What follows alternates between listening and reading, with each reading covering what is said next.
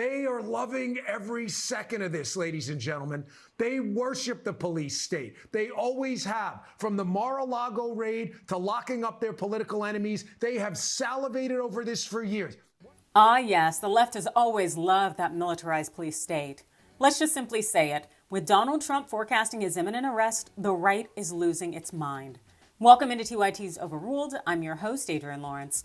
Donald Trump believes that he will soon be arrested for the $130,000 in hush payments that he made to adult film star Stormy Daniels and then what happened to reimburse himself from his campaign funds. Yeah, so let's look at some of the responses from the right this past weekend.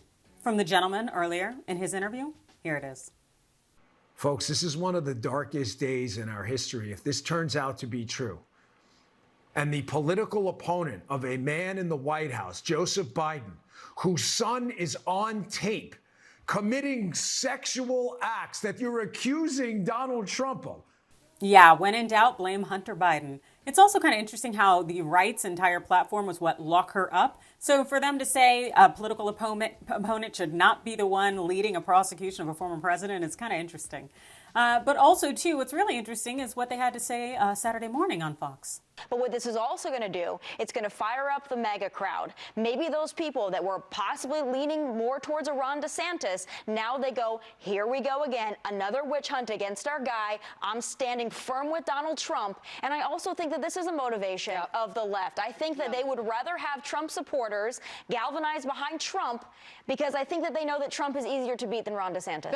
The left is executing this indictment? Come on, this is a grand jury indictment, meaning that somewhere between 16 and 23 New Yorkers would have made the decision that Trump likely violated the law based on the evidence that was presented to them by the prosecutor. Also, Trump had an opportunity to talk to this grand jury but opted not to. It's not like it's Joe Biden signing off on some warrant. Let's be real here. And speaking of real, real America sees Washington, D.C. as the enemy. And if they indict President Trump on fake charges to go after him to try to stop the movement that they cannot stop, he is going to win 2024 in a landslide victory. And then we'll put him in the White House and he will finish what he started.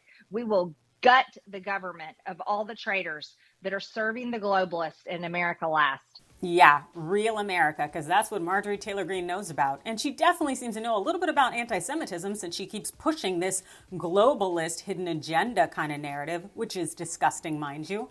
The reality is that they do not want Trump in the White House in 2024. And so I think that the GOP gave the go-ahead for the New York prosecutor to pick up that indictment investigation and continue it. Because if you remember before, Alvin Bragg came into office and all of a sudden said he did not want to continue the investigation. And as a result of that, one of the lead prosecutors in Manhattan DA's office walked. So for all of a sudden, Bragg wanting to continue with this investigation and potentially issue this indictment makes me think that something changed. And it wasn't necessarily the evidence at all. I really just think it was the motivation of the right. But they will definitely be out here on these right-wing platforms crying about Trump when really they want to silence him so they can get DeSantis in the White House. But then again, that's just my thought. You let me know yours in the comments below. Hit that like and follow button, and thanks for watching.